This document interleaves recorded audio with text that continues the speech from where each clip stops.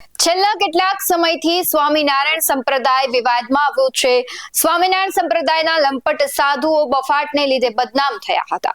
ત્યારબાદ તેમની વિકૃત લીલાઓ પણ સામે આવી। ત્યારબાદ જલારામ બાપા વિશે જ્ઞાન પ્રકાશ સ્વામીએ ટિપ્પણી કરી અને હવે સ્વામિનારાયણ સંપ્રદાયના પુસ્તકમાં શ્રી કૃષ્ણ ભગવાન વિશે લખેલા એક વિવાદિત લખાણથી ફરી વિવાદ સર્જાયો છે। નમસ્કાર, આપની સાથે હું ભગવતી વિશાવડિયા। વડતાલ સ્વામિનારાયણ મંદિરનું એક પુસ્તક છે, તેમાં એક વિવાદ સામે આવ્યો છે, કારણ કે શ્રી કૃષ્ણ ભગવાન વિશે તેમાં લખાણ એવું લખવામાં આવ્યું છે કે વિવાદ ફરી એક વખત સર્જાય। શ્રીજી સંકલ્પ મૂર્તિ સદગુરુ ગોપાલાનંદ સ્વામીની વાતો નામના પુસ્તકના લખાણથી વિવાદ ઉગ્ર બન્યો છે। વાર્તા 33માં ભગવાન કૃષ્ણ વિશે લખ્યું છે કે દ્વારકામાં ભગવાન હવે ક્યાંથી હોય, તમારે જો ભગવાનના દર્શન કરવું હોય તો તમારે વડતાલ આવવું પડે। આવું લખાણ સામે આવતા માલધારી સમાજમાં રોષ ઉગ્ર થયો છે અને રાજકોટના જે માલધારી સમાજ છે તેમના દ્વારા રોષ ફેલાતા સમાજના આગેવાનો દ્વારા વડતાલ સ્વામિનારાયણ મંદિરના પુસ્તકોમાં દેવી દેવતાઓનું અપમાન કરવામાં આવ્યું છે તેવું કહેવામાં આવ્યું છે અને માલધારી સમાજના જે આગેવાન છે રાજુ ઝુંઝા અને રણજીત મુંદવા શું કહી રહ્યા છે તે પણ સાંભળીએ। તેમણે પ્રતિક્રિયા આપી છે અને રોષ વ્યક્ત કર્યો છે। ગોપાળાનંદ સ્વામીએ પુસ્તકમાં એવું ઉલ્લેખ કર્યો છે કે દ્વારકામાં ભગવાન નથી, વડતાલમાં ભગવાન છે। તો આ કઈ રીતના સાબિત કરી શકે કે વડતાલમાં ભગવાન છે? અને આવા ખોટા વિવાદિત નિવેદનો ઉભા કરી અને હિન્દુ સમાજ સમગ્ર સર્વ સમાજમાં એક વૈમનસ્ય ઉભું કરવામાં આવી રહ્યું છે અને હિન્દુ સમાજ અને સર્વ 18 વરણ આને સાંકી નહીં લે।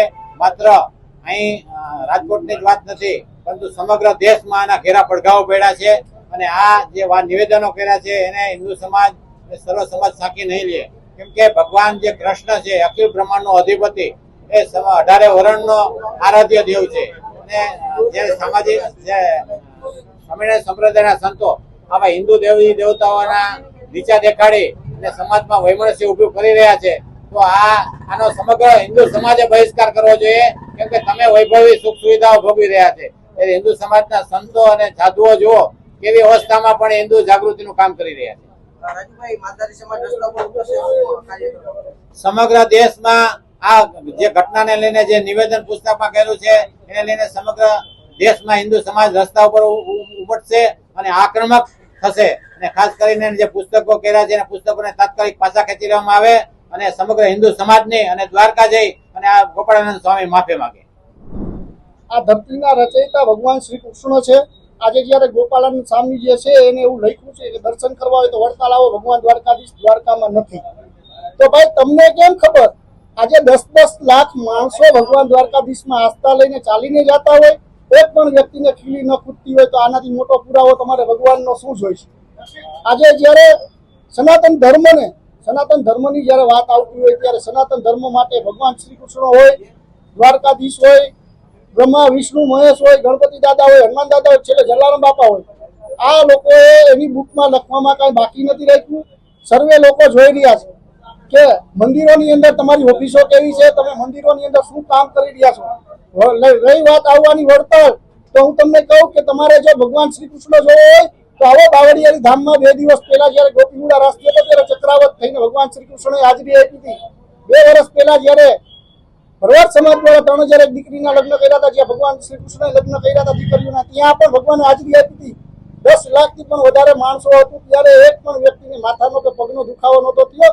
ત્યારે આવી ભગવાને પરચા પૂર્યા હોય ને આવી હાજરી આપી હોય, ત્યારે આવા જે બની બેઠેલા જેને કહી શકાય કે વાઘા પહેરીને નીકળી ગયા છે ને આપણા હિન્દુ સનાતન ધર્મના જે સંતો મહંતો છે એને પણ તમારા માધ્યમથી રજૂઆત કરું છું કે આ લોકોનો જેમ પેલા આપણે હનુમાન દાદા વખતે બહિષ્કાર કર્યો બહિષ્કાર કરો, જેથી કરીને આવનારા દિવસોની અંદર હવે કોઈ બીજા ભગવાન માટે આવવું ન પડે। અને એ બુક એને હું તો એવું કહું છું કે ફાડી નાખવી જોઈએ ને બુકની અંદર આને દ્વારકાની અંદર આવી માફી માંગવી જોઈએ, જેમ જલારામ બાપાની આવીને માફી માંગી તે રીતે માંગવી જોઈએ। અને રહી વાત બીજી કે કાળા કાચની ગાડીમાં આવીને માફી માંગી ભાગવું, તો તમે પેલા લખતા ન હોય તો આ તમારી એક સનાતન ધર્મને બદનામ કરવાની મોટામાં મોટું એક ષડયંત્ર હોય એવું લાગી રહ્યું છે।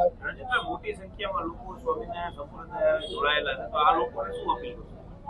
મોટી સંખ્યામાં જેમ સ્વામિનારાયણ સંપ્રદાય સાથે લોકો જોડાયા છે તો હિન્દુ ધર્મ પણ મોટો છે, હિન્દુ ધર્મની અંદર જોડાયેલા હિન્દુઓ પણ જાજા છે, ભગવાન શ્રી કૃષ્ણની આસ્થા પણ લોકોમાં જાજી હોય।